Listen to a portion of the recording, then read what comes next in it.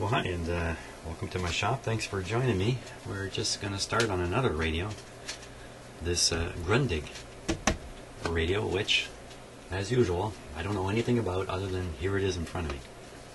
So first we're going to check it out and see if we can spot any problems or anything like that, any factors about it that might be affecting its operation, and sort of plan out the repair approach.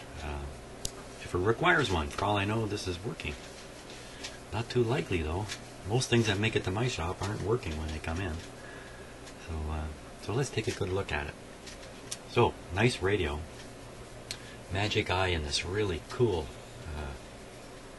piece here. That's really neat looking.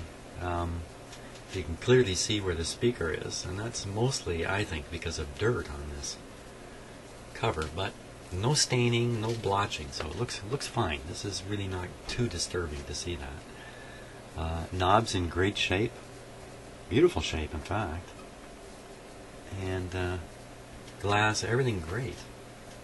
Now the front of the cabinet's taken a bit of a beating here. It's a little hard to see, but there's a metal strip in here, should be gold colored, and that strip is missing out of here and out of here. But at a glance you can't even notice it because you still have a line here, and from your eye's point of view, unless you look hard, you wouldn't even realize there's any difference between down here and up here. Bit of a brass or brass plated bar here that's suffered a bit of corrosion, and some of the coating has come off on the ends here, but all in all, not bad. Now let's see, what do we got here for controls? There's no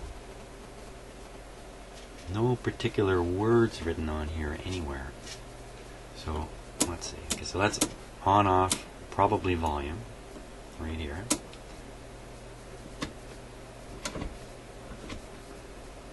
This is a large switch in behind here.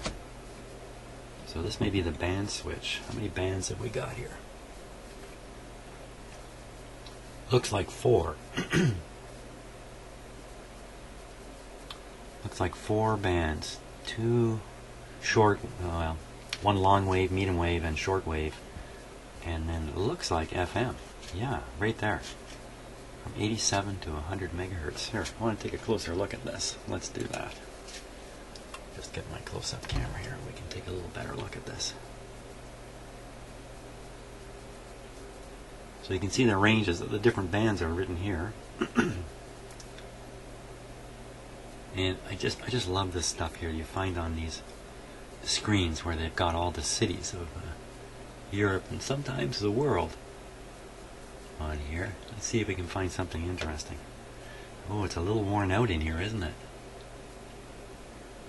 Yeah, it's definitely on the back of the glass, so I'm not sure what's happened there, but that sends out a warning. Probably if I wipe the back of this glass, even with a dry cloth, I will remove some of this paint. So wow, this is a pretty precarious situation, because you lose this glass, you lose the radio, really. What? Ankara Moscow. Moscow! Get off. Is that Moscow? What is that? That's Kiev, but with a W. Warsaw. Interesting to have a bunch of them up here. I think this must be the long wave stations that you could pick up back then. Luxembourg, Oslo, and then down here on, it's not clear, either medium wave or short wave would be all these stations, including Nancy. Nancy? What's Nancy doing there? And Stuttgart. Burromunster. Sundesval. I've heard of Sundesval. I don't see anything other than Europe on here. BBC again and again. Cool. Of course, none of this applies to today, but it's still pretty cool to look at. And I really think it gives part of the fascination of these old radios comes from these dials here. So okay, so back in there. Okay, so this will be the band switch for sure.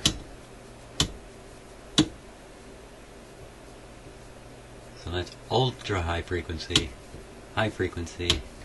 medium frequency, low frequency. TA, I think is Tannenbaum or something like that. Record player, I'm pretty sure that's what that stands for. Okay, so we'll just show you some of the little bit of wear and tear on that piece there. You can definitely see it on this end. But you know, you could fix that up. Or just leave it as it is, because basically this radio is pretty old and that's not much wear and tear for a radio of this age.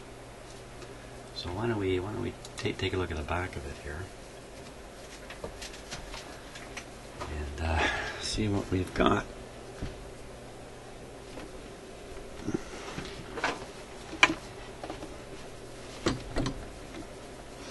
In some ways I'm surprised. There's so many of these European radios here in North America, here around Toronto. But I think there's two reasons for that. Oh. Meow. Meow. Meow. Come here. Oh, that's the oldest cat in our house. She's asking me to take her outside, so we'll do that in a few minutes. Don't know if you could hear her or not. So what do we got? We got something sticking out here. Wow, that's what's left of some kind of plug. And this is kind of curious. That looks like a clip lead shoved in there. I don't know what that is. Lautsprecher. 5 ohm. That's a pretty unusual number. Here's the tube layout. These are, what are these? ECH42, EF41, EF41, EL41, EBC41. Not so familiar. Boy, the back of this radio looks really nice, actually. What's this? Allied Van Lines Limited. So, I'm going to guess that's from this thing being transported. It's all in German. Yes, Tabby. Yeah. Tabby, do you want to come up here and show yourself? Come here. She's a smart cat. She'll keep out of reach of me grabbing her until I let her out. So I guess I better go do that. I better go let her out.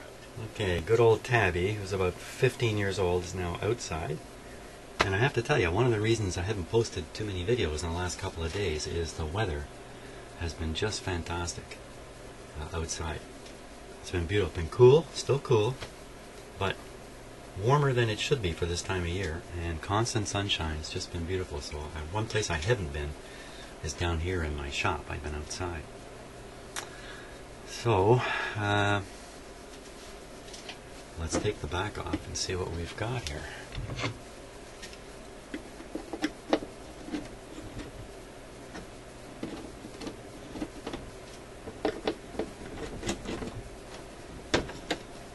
One thing we don't have is any power cord hanging out here.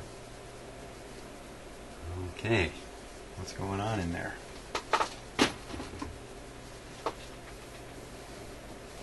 Oh, this must be the bottom.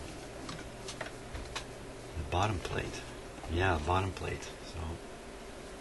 So, someone else has been fooling around in here. Here's the screws. Now, I wonder who that is.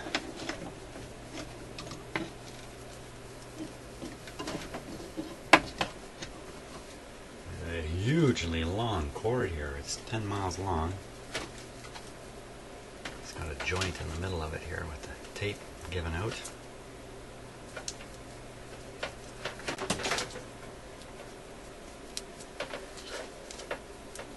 Yeah, the tape's given right out. It's just nothing sticky, this. Let's take a look at it and see how it's done. Not bad. Except you can see what happens to this tape. It just doesn't last forever. Okay, fairly nicely done job there.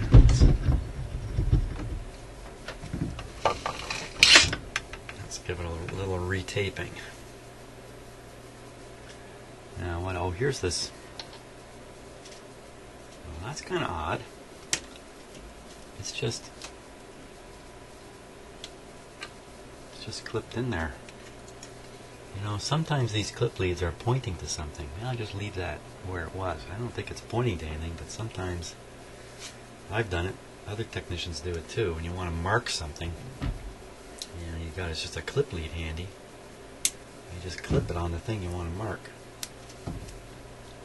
You know why you did it, but nobody else knows. It didn't stick very well right there.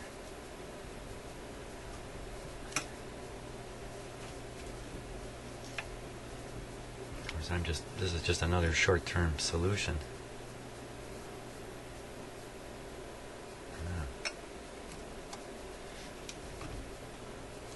Because my tape won't last any better than the last tape.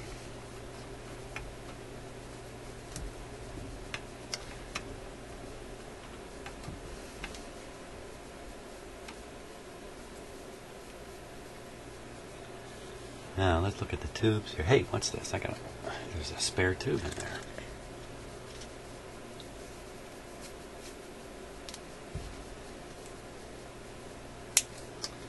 So I'm guessing this radio got sized up at the bigger shop. I help out a bigger shop. In case you don't know that, that's where most of these radios come from. Sometimes they assess them in the shop itself, I guess, before they come to me, and that's maybe to make an estimate or something of that sort. Okie dokie, that's better. Now, what else do we see in here? From a distance, what do we see? See a lot of corrosion on the back of this speaker here. Suggests a humid environment where it was stored. The rest of it's not looking too bad. Let's take a closer look with the other camera here.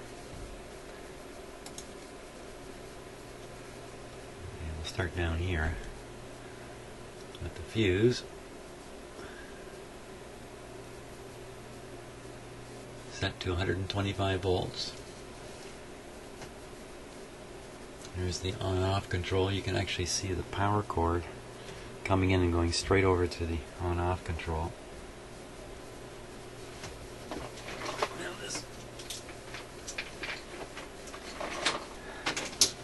Here's the power supply transformer.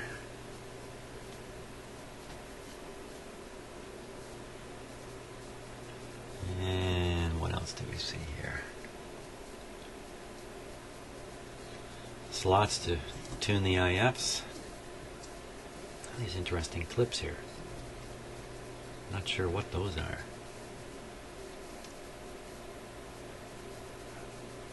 Certainly appears to be holding this up.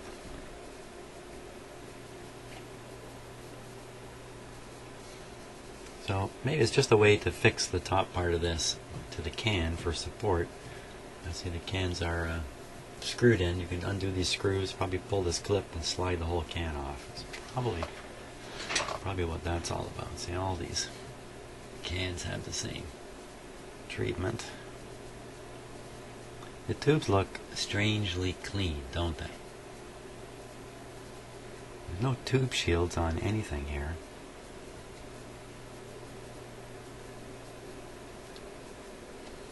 Now, look at this. This is the output transformer. That capacitor doesn't look too healthy there, does it? That black. Hard to say for sure. There's some resistors up there. Okay. And we got the tuning capacitor. Hey, let's tune this radio and see what happens. There we are. Tuning feels fine.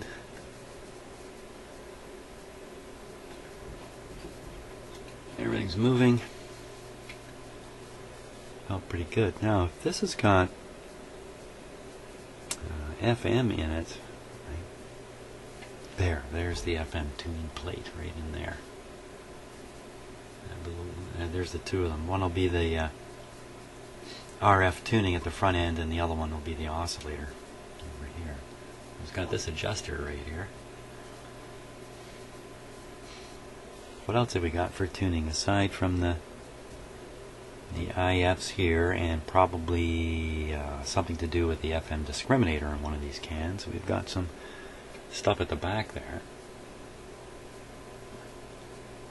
probably related to the FM tuner. Looks like there's some stuff way down in there too. Hard to say. A little dark.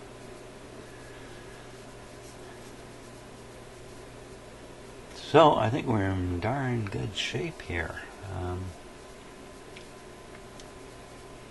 Just one speaker. And there's the Magic Eye. Back of the Magic Eye. There's that clip lead. I'm going to take that off because it's clearly not doing anything except staying in there. Why would they have a clip lead there? Don't know. What's going on with the antenna too? Got the antenna connections down here.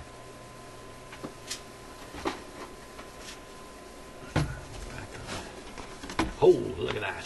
Hey, surprise. Here. Schematic.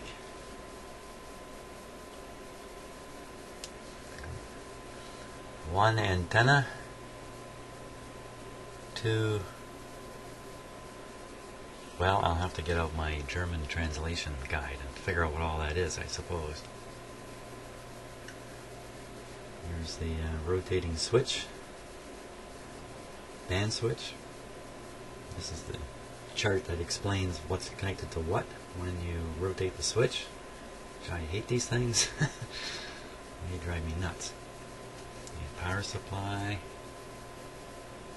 There's the Magic Eye. EL47 output tube. EL41 output tube.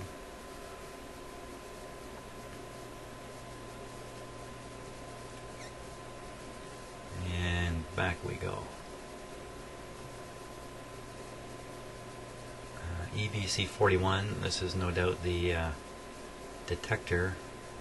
Two IF amplifiers using the same tube, I think. EF41s. Oh, look at these nice diagrams up here. Sorry, look at my, see what I mean? Nice diagrams of every tube. Antenna, front end. Beautiful. Oh, what's this guy down here? Let me just focus a little closer here.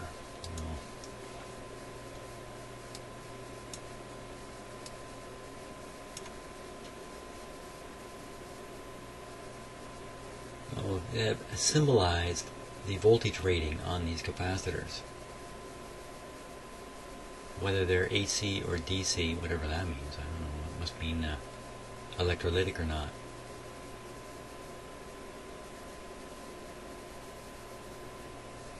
We have to study these symbols a little bit to get to know exactly what's going on. See, the ones at the bottom have a plus sign on one side and the bar is clear. Those are the electrolytic ones. Okay, so when the time comes, I know where to look.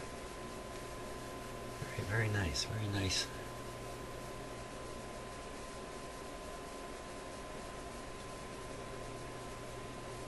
(16, 16, and 16 microfarad capacitors on the filter for the power supply. 130 ohm half watt, 500 ohm 2 watt. All those resistors got to be checked. And there's a 10 microfarad over there, which is probably, no, I was going to say it's probably, no, I think there it is there. I'm not sure. No, I'm not sure. I'm mumbling away here. I'm thinking. What I'm thinking about is there a cathode resistor I can spot? I don't really see one there. Okay. Very good on that. I don't think there's anything else to discover back here. Great thing though, finding the circuit diagram like that. Well, I think really our next step is to turn this guy on, because it certainly seems to be in pretty good shape at this point.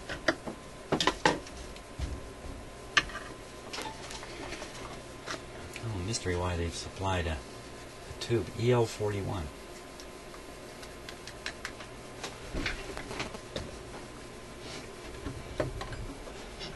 Hope I can test those tubes if I have to see if my tester will do them.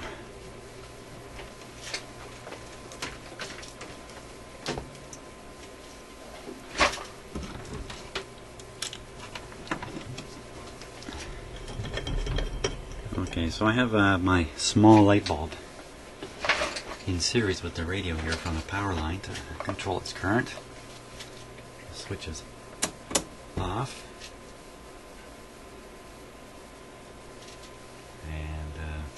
We have no antenna connected, and I believe this is set to record player right now anyway. So there we'll apply power. Nothing's happening, which is good. Line voltage today on my meter, 130 volts. Wow. Part of that is because using a isolation transformer, it has a slight boost in it. So it's not normally get 130 volts at your outlet, but that's what's happening here. 128 maybe. But I'm not too concerned. When I turn it on, that light bulb is going to drop the voltage way down below a regular voltage anyway. Are we set? Are we all ready? Not quite. Just going to raise this up a wee bit. There, you can get a look at this light bulb here. Let me just turn off this light. So we can get a little better look at the dial light if it comes on. Here we go.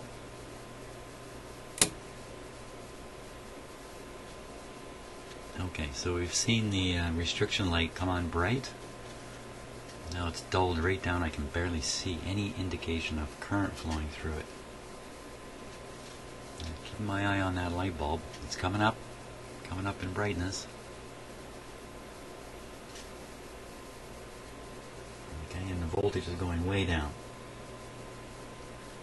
Somewhere around 90 volts supply. That bulb has gotten quite bright. So that tells me the tubes are conducting. That tells me V plus is present. Tells me the rectifier and power supply are working.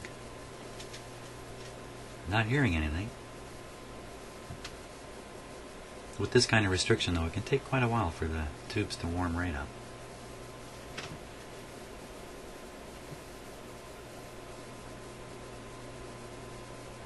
Okay, let's turn it up a bit. Oh my.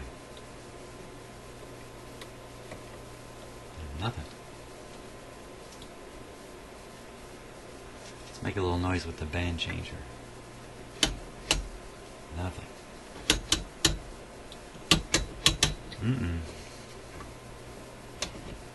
I'm not sure what this. Maybe this is just a whopper tone control over here.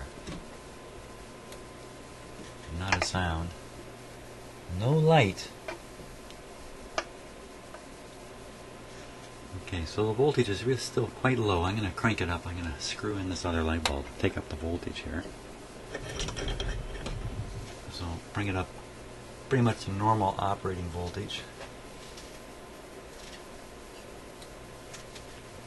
No difference. A little light on in there. You can see it easier on the camera than I can with my eye. Still nothing on the magic eye at all.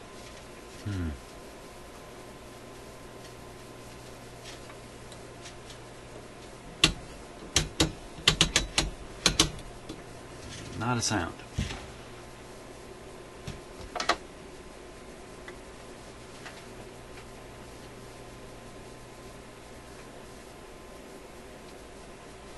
Okay, I'm going to cut the power and see what I'm hearing here. Well, there might have been a very slight hum coming out of that speaker, but really essentially nothing coming out. So, dead radio. Dead radio.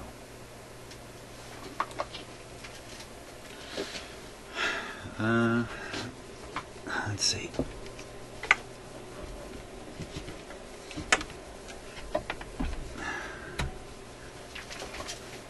Dead radio. Well,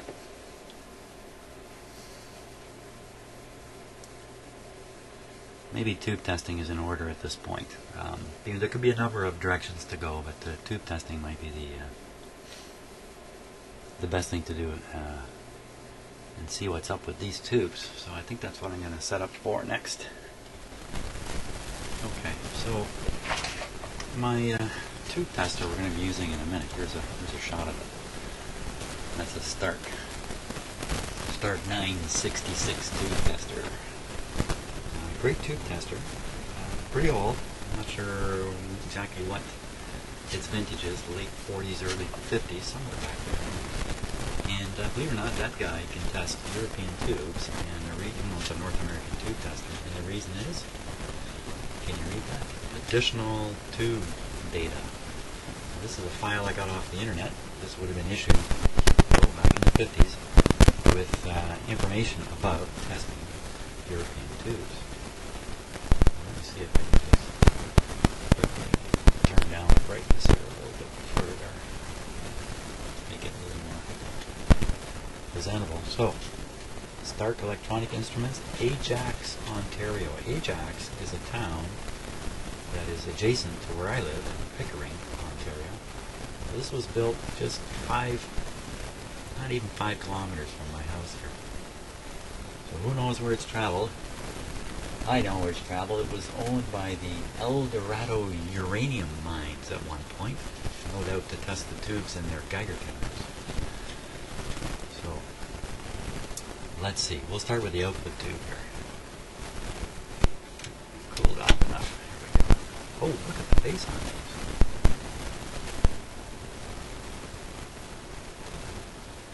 Oh, these are totally different. Oh my gosh, it's got a little bump. There's no center key, and there's no gap in the pins. It's relying on this bump. And the way the socket has been made here, you can only put this in one way. Have I got something like that going on in my tube tester? No way. Oh, I may not get anywhere here. Let me just see about this. Turn down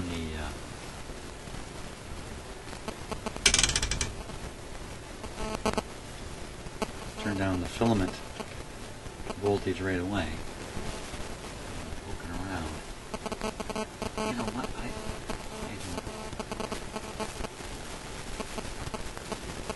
can't plug this in anymore. We needed some kind of adapter. I don't have any adapters for this.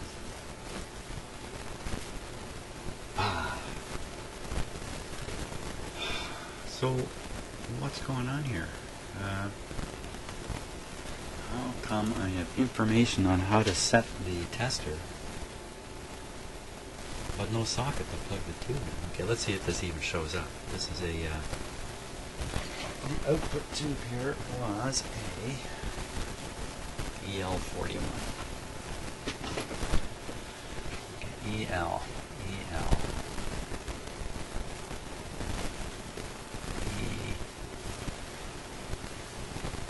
B, D, is this exciting stuff here? E, EB, ECC, ECH, EF. All those letters, by the way, on European tube designations, the EL and ECC and EC, all that stuff, all ECH, it all means something. Unlike in North American tubes, the numbering doesn't mean very much at all, except for maybe the filament voltage. Oop.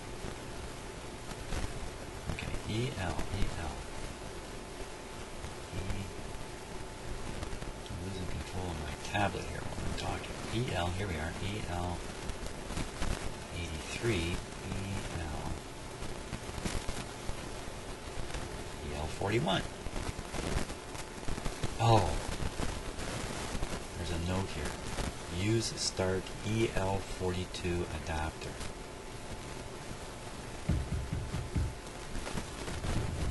I don't have a start EL42 adapter. I can't test these tubes. I think we're finished here with this radio. Oh. Well, let that be a lesson. Don't buy a radio with really obscure tubes in it. How are you going to know that? You know, this looks like any other Grundig radio from that era, and they usually have what I would call common European tubes. Now, these ones are a little more uncommon. Well, I have another tube tester. I actually have 3 or 4 more, but I have one more that I can rely on. Let me dig around and see if I can find any socket that looks like that. It has to have a piece sticking up for the bump on the side of the tube to slot into, and I don't remember any tube testers I've got with this piece. I think we're done. Okay, so here's a Connor tube tester here. Very surprised that this has no, these are all keyed. Yeah, this guy's not going to help. Don't know if I even have listings for European tubes for this particular tester. Okay, this is just about my favorite tester here. I use a fair bit.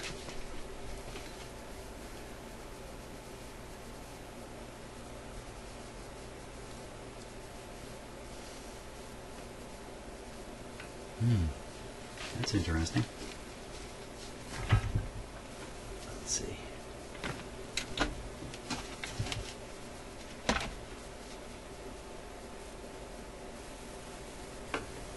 Yeah, no way. And that's got a key. No. Well, they must have made a tube here that was so non-standard.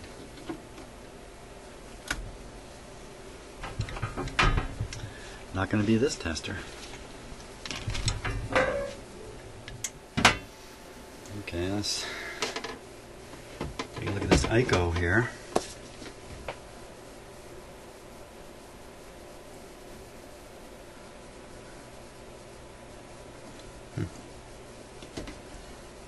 Well, no luck on this one. Yeah, I don't remember any tube tester with anything sticking up from the tube socket that would guide that tube pin properly. I think I got another one somewhere. Okay, let's take a look at this one. This one's a little bigger than the last one, that's for sure.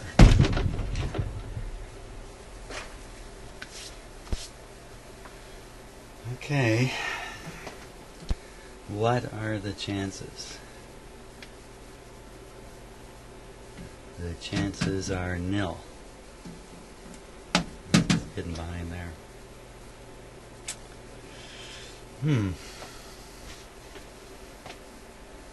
That's a nice tester. If it works, I'm not even sure it's working. Well, what are we gonna do now? I thought I'd be smart and look it up in my tube manual. No, and this is the same as a 6CK5. So EL41 is the same as a 6CK5. There's no 6CK5 in my book here. No doubt this tube came later.